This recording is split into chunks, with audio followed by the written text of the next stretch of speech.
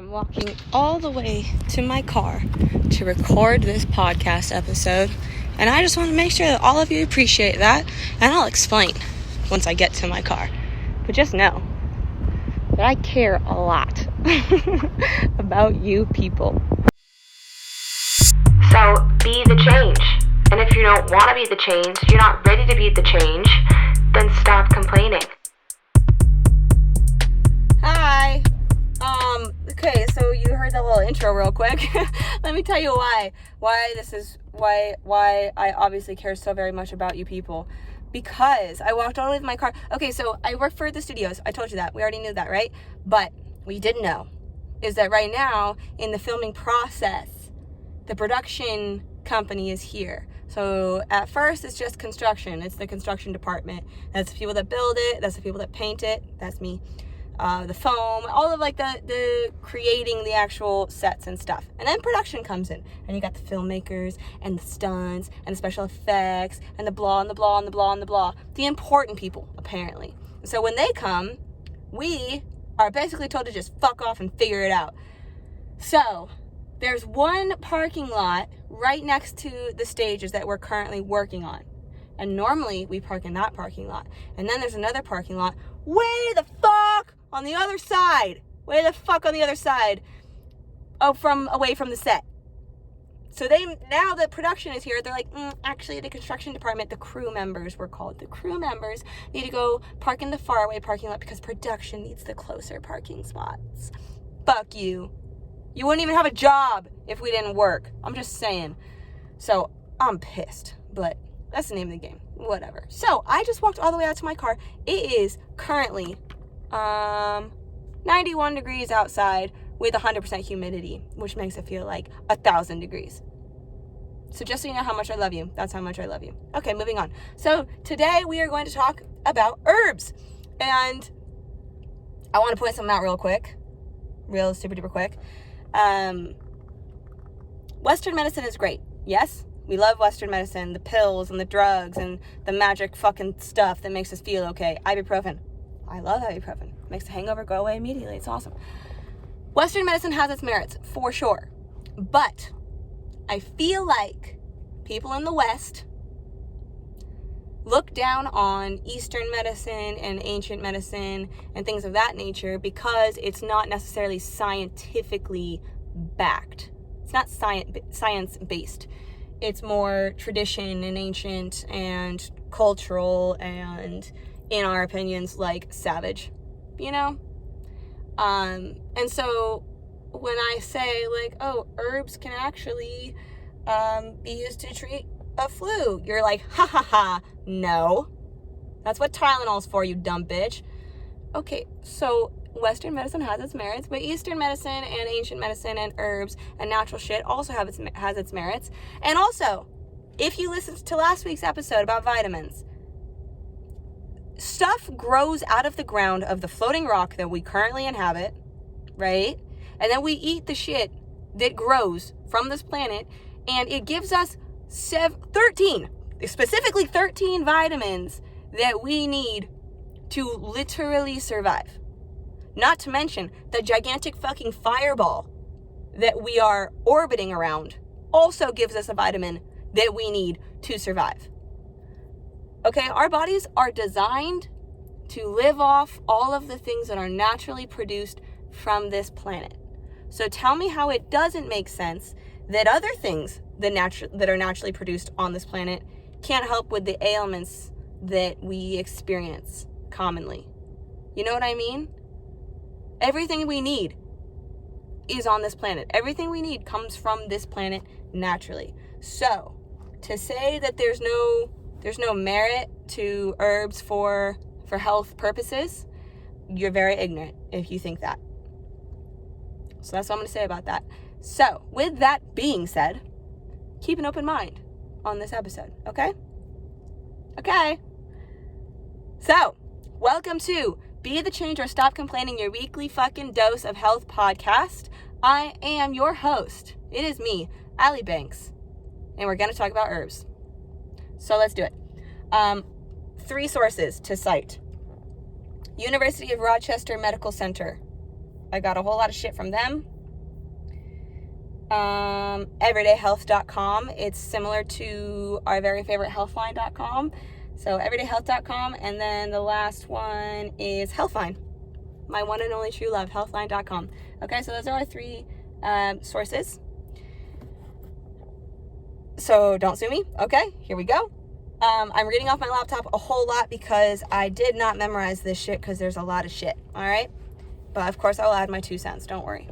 So to kick it off, let's talk about chamomile. Chamomile is commonly used in the United States for anxiety and relaxation. However, in Europe, they use it more for wound healing and to reduce inflammation and swelling. Fun fact. Also, though, chamomile does, or I guess may, cause drowsiness. So if you've ever had chamomile tea, it makes you a little bit sleepy, you know? So it makes you a little drowsy, but not too bad. Also, University of Rochester mentions that chamomile may interfere with the way the body uses some medicines, causing too high a level of the medicine in some people. How fucking specific is that? None specific. Fuck you. Okay. Chamomile for skin. So topical chamomile. Topical just means like actually putting it on your skin. So instead of ingesting it, you're putting it on you. In case you didn't know what topical meant, I didn't, and I'm not ashamed to say that. Topical may be used to treat skin irritation from radiation cancer treatments.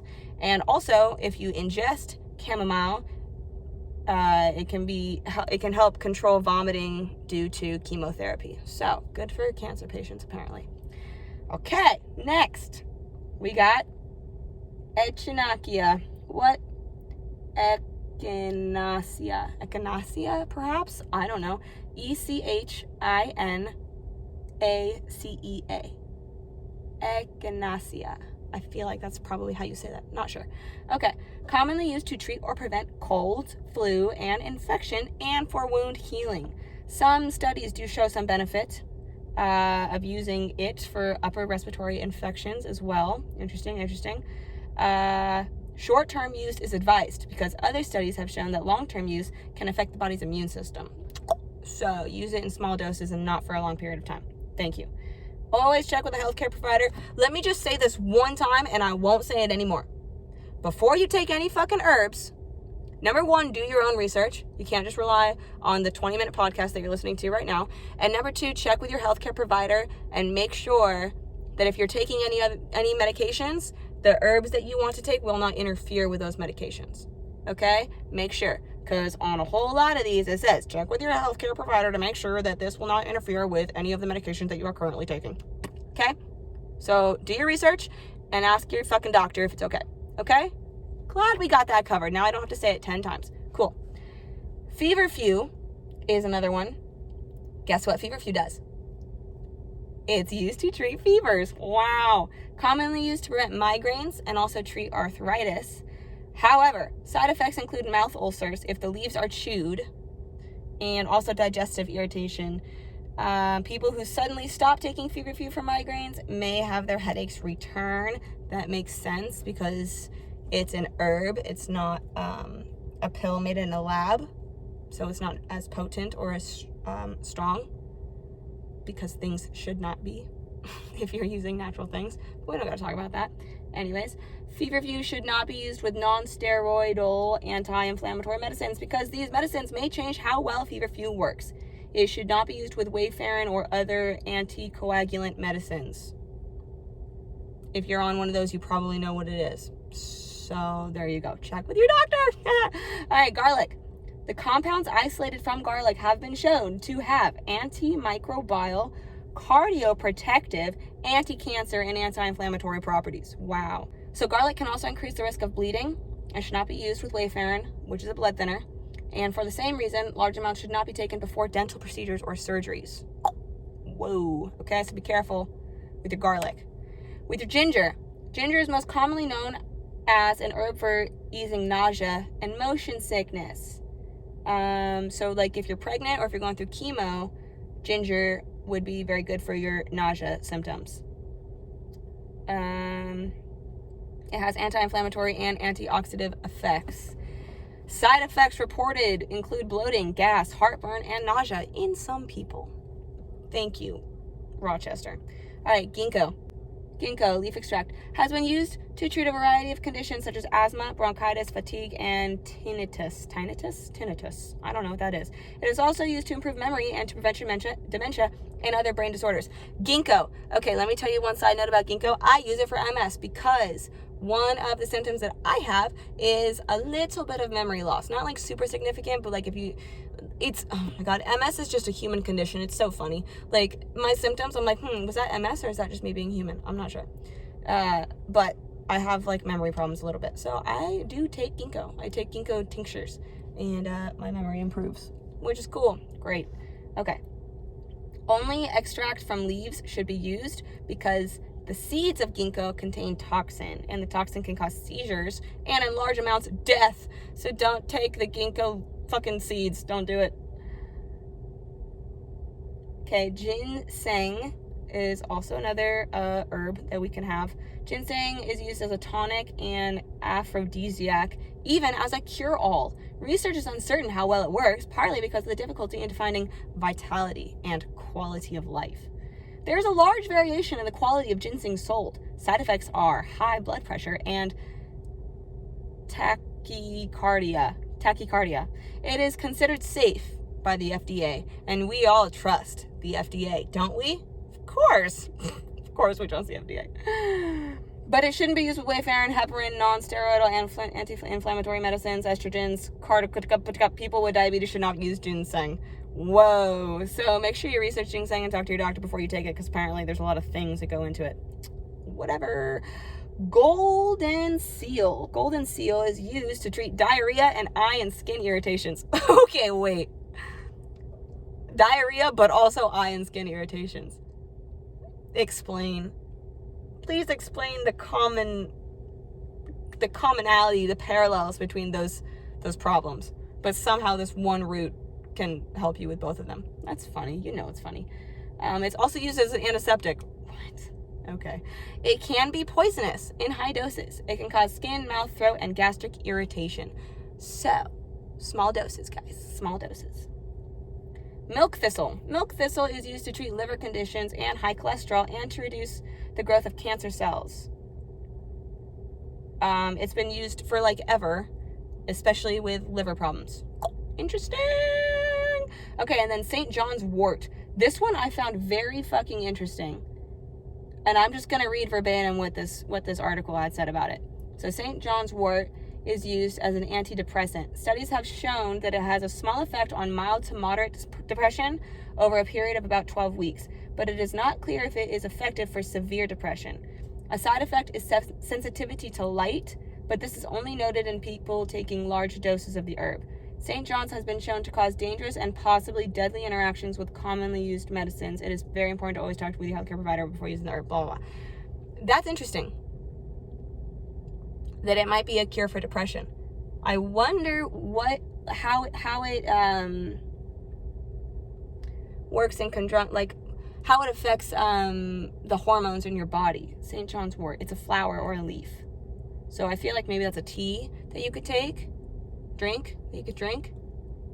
And I wonder how it affects the hormone imbalance that occurs in people with depression. But it's very interesting. Isn't that interesting? Don't you think that's interesting? Yes, you do, because you're on episode whatever the fuck we're on of this podcast and you're still listening. So I feel like you probably take an interest in what I'm talking about. Okay, and then valerian is used to treat sleepiness and to reduce anxiety. Valerian. Oh, I'll also put a link to all of the things that I used for this so you can read more about them and like maybe follow some of their links to other links and etc. etc. If you care. Okay, moving on to everydayhealth.com. Rosemary for heart health. Rosemary is an herb that may prevent damage to blood vessels and aid with cardiovascular health.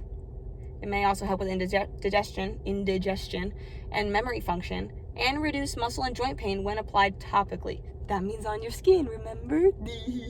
Okay, rosemary's active ingredient, carnosic acid or carnosol, may also prevent the spread of cancer. Whoa! Interesting. Okay, parsley for hypertension. So these ones, this article is about herbs that you can put with your food that like complement food well. So that's why. So rosemary, put that with food, such as like meat and potatoes, right? Okay, parsley for hypertension. Parsley is high in antioxidants, vitamin A and vitamin C, and the chemical apigenin, which may help inhibit the growth of cancer cells, several studies have found. It has also been shown to have heart-healthy effects, reducing high blood pressure. Quick way to put this healing herb into your diet is as a chopped garnish. Cool. So parsley, there you go.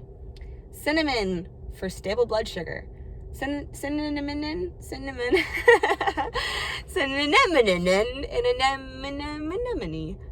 Finding Nemo? Anybody?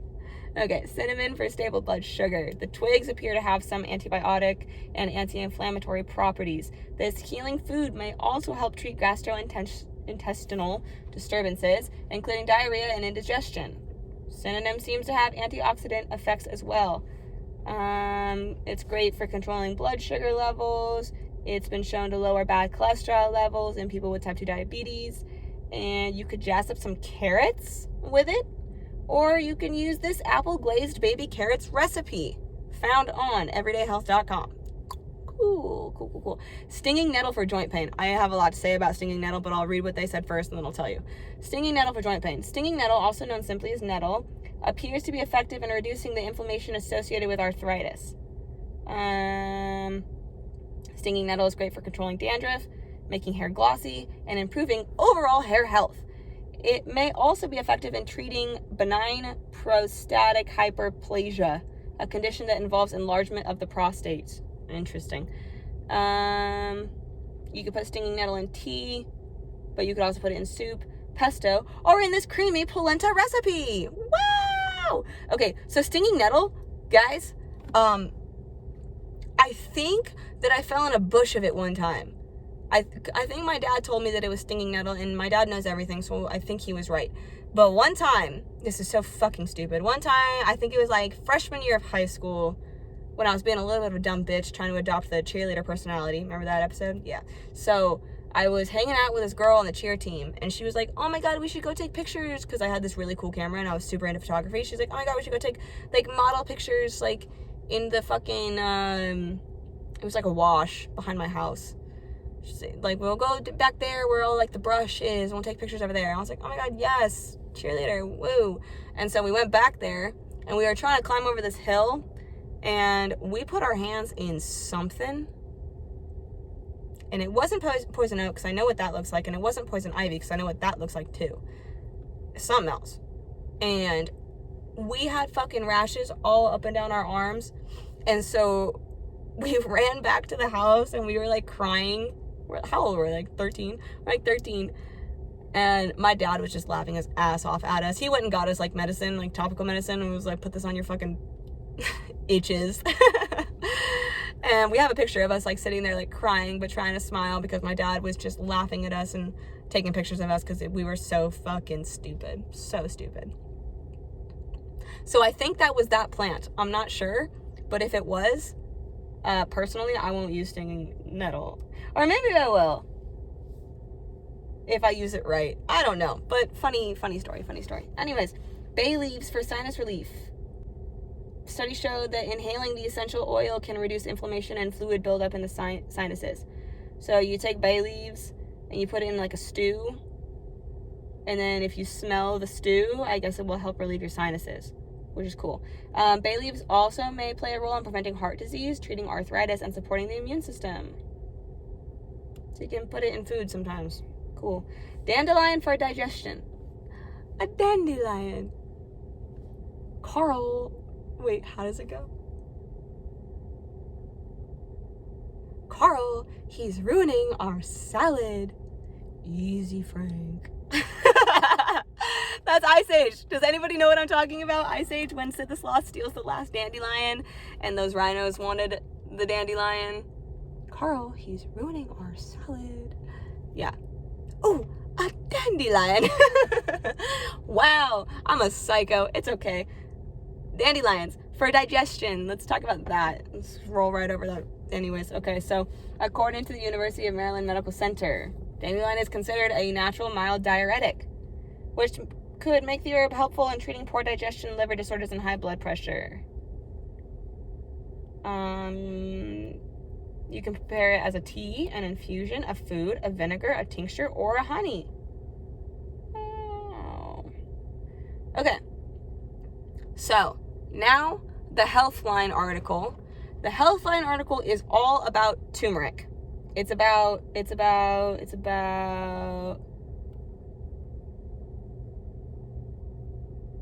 turmeric milk. I forget exactly what they called it. But it's like turmeric milk. It's a recipe that you can make. They call it golden milk. Okay, so this fucking golden milk that Healthline is talking about that we trust with all of our fucking souls, right? Okay, so this milk may help reduce inflammation and joint pain, may improve memory and brain function. The curcumin in turmeric may improve mood, protect against heart disease, lower blood sugar levels, reduce your risk of cancer, has antibacterial, antiviral, and antifungal properties. The ginger in turmeric may improve digestion. Calcium and vitamin D contribute to stronger bones. There's so many good things in this golden milk, okay? And I'm going to tell you the recipe really quick, but I'm also going to leave a link so that if you want to go look at the link, you can look at the link instead, okay? But it's a half a cup of unsweetened milk, any milk of your choice, 1 teaspoon of turmeric, 1 small piece of grated fresh ginger, or a half a teaspoon of ginger powder, a half a teaspoon of cinnamon powder, 1 pinch, just a pinch, of ground black pepper, and 1 teaspoon of honey or maple syrup, which is optional in this recipe. Okay, to make the golden milk, simply mix all ingredients in a small saucepan or pot and bring to a boil. Reduce the heat and simmer for about 10 minutes or until fragrant and flavorful. Strain the drink through a fine strainer into mugs and top with a pinch of cinnamon.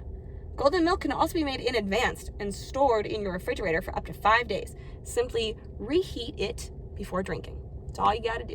Wow! Isn't that interesting? Okay. Done with the laptop because that's everything that was on the articles. So yeah, let me just adjust really quick because the laptop's gone. So that's what I got for you today. Herbs, yay. Oh my gosh, how exciting. That's not even all of the herbs, dude. There's so many more herbs that we could talk about that we're not going to talk about, but that we could talk about. I strongly suggest you do some more research. Hey, guys, also, can I just point one thing out really quick? I was looking at my computer almost the entire time I was just talking to you, okay? I'm a professional in a whole lot of aspects of health and wellness and fitness and nutrition, but if I don't know something, I go look it up. I make sure that I am looking at a reliable source, right? I read what they have to say, and then I cross-reference it with several other sources. Okay? You don't need me. You don't really need me. If you want to know something, you have the entire world at your fingertips via your supercomputer. I don't know a lot about herbs, which is why I was on my computer reading about herbs. Okay? So be a seeker of knowledge is what I'm trying to say. If you want an answer, go look it up. If you want to know how to better improve your quality of life, there's resources. They're everywhere. It's the only thing about that is that it is very important for you to cross-reference your sources and make sure that you're looking at a reliable source. That's it. That's all. Okay? Cool. My lunch break is almost over and I did not eat my lunch. So, that's what I got today. If you want to talk to me, you can via the link linktr.ee/BTCFit.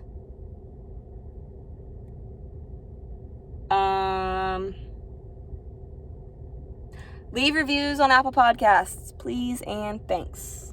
Okay. Be a wonderful human today. Happy Tuesday. I love you. And I guess probably most definitely I will see you next week.